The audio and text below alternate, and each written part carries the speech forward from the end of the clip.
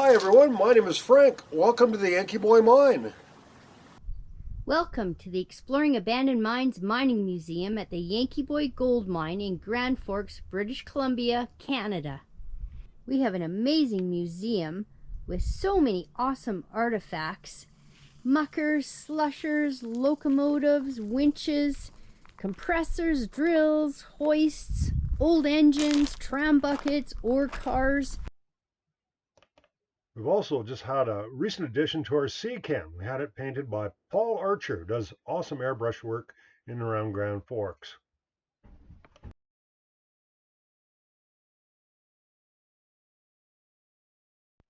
Check out our brand new mining museum, over 1,000 square feet.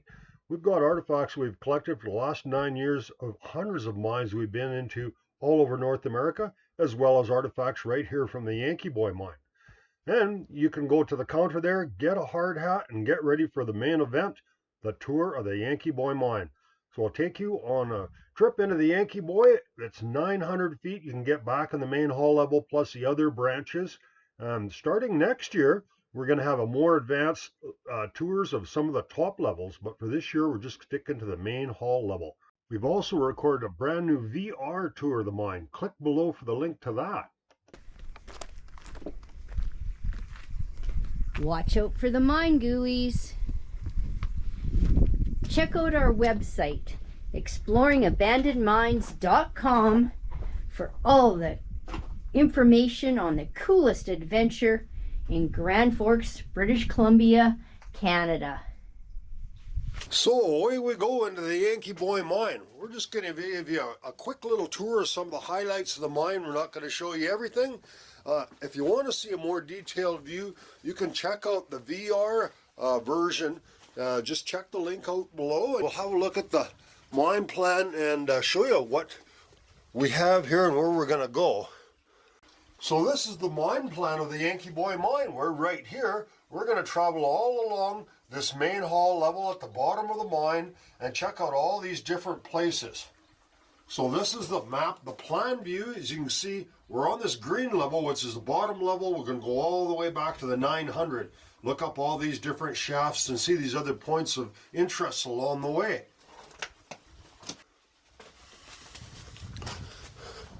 So carrying on from the map here, we're going past the timbered section. The mine is timbered for the first 100 feet because it's kind of scabby because of the frost that we get in the wintertime. Once you get back in here, it doesn't freeze. So most of the mine is dry, fairly level to walk. It's about 1,100 feet all on the main hall level. So this branch here goes to the blacksmith shop, and we're not going to go there. We're just going to continue on the main hall level.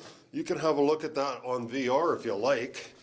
So this part of the mine is something called a crosscut, which is the long straight section that goes to another part of the mine. Nothing was actually mined here.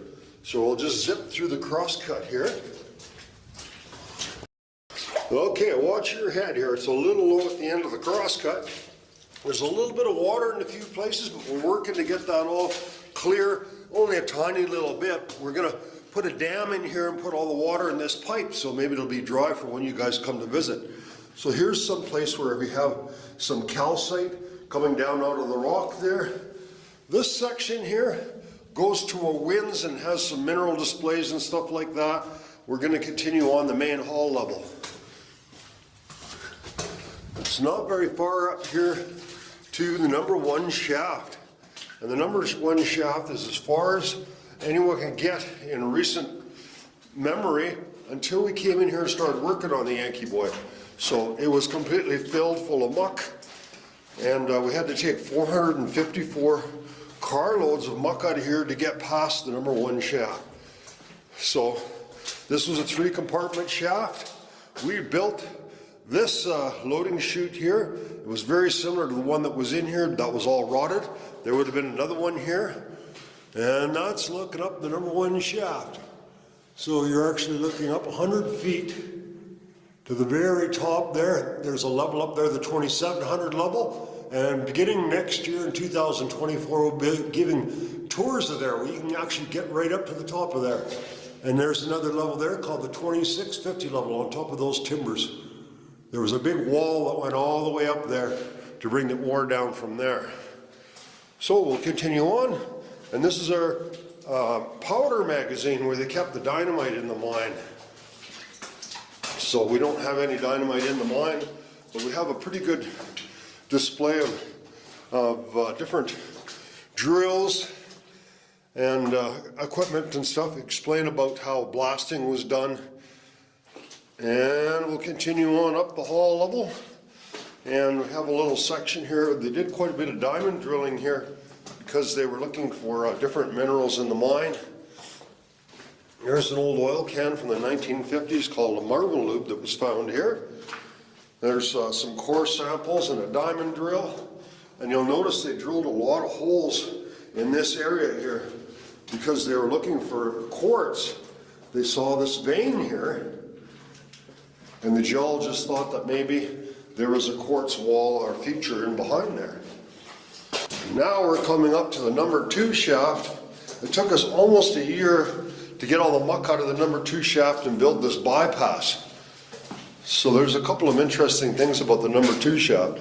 If you look, you can see all these names that the miners wrote on here. There's a Colin, a Art, a John, a Jack, Big Martin, Freud, and this is a big pile of quartz here. This is the stuff that the miners would have taken to the smelter that had the gold in it. That just came down with all the waste rock. And here's the bypass that we built. We had worked very hard for a year. Took 1,600 loads of muck out of here to build, to get this clear enough so we could build this bypass underneath here. And now we're really getting into the interesting part of the mine. So the other thing that's interesting about this, that we discovered that we didn't know, is that this is all a false floor. So you think that you're standing on a solid floor here, but you're not. It's all hollow underneath there, as you can see. This is really a winze. And so there's the back part of our timbered up section. There's over 50 feet of muck on top of those timbers now. So it's all good and solid and nothing's gonna fall down. Getting into some of the more interesting parts of the mine, where you can see where the veins, where all the quartz was, that was all mined out. And here we have the number 3 shaft. So the number 3 shaft is something that we built a manway on. It's a manway the same as the old manways were built back in the day. And there's ladders going all the way up there.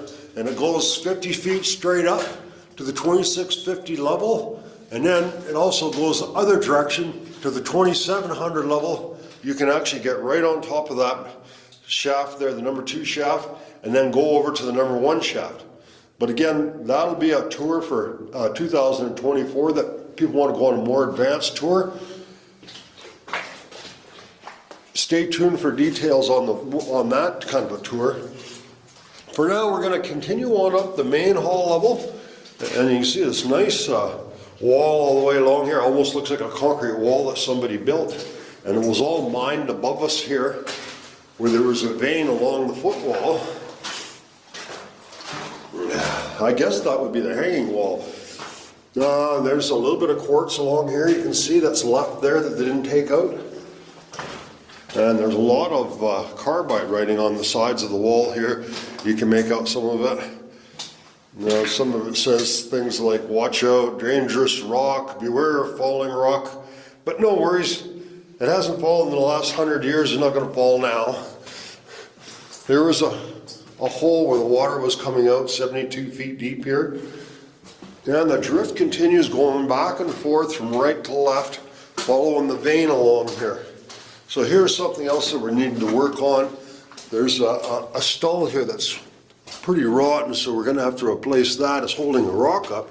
We don't want that to fall on anyone's heads. Here's another drill hole, 27 feet deep. Continuing along the drift here, there's an old ladder from when the miners were here. And here's a big pile of ore that the miners left here that they probably should have taken with them. That's what they were mining, the quartz. Here's some of the tubing that they left here. This is the air line and water line. And here's another false floor here. This is also mined below us. The track ends right here. and we've had to use a wheelbarrow to bring the other waste rock to the end of the track here.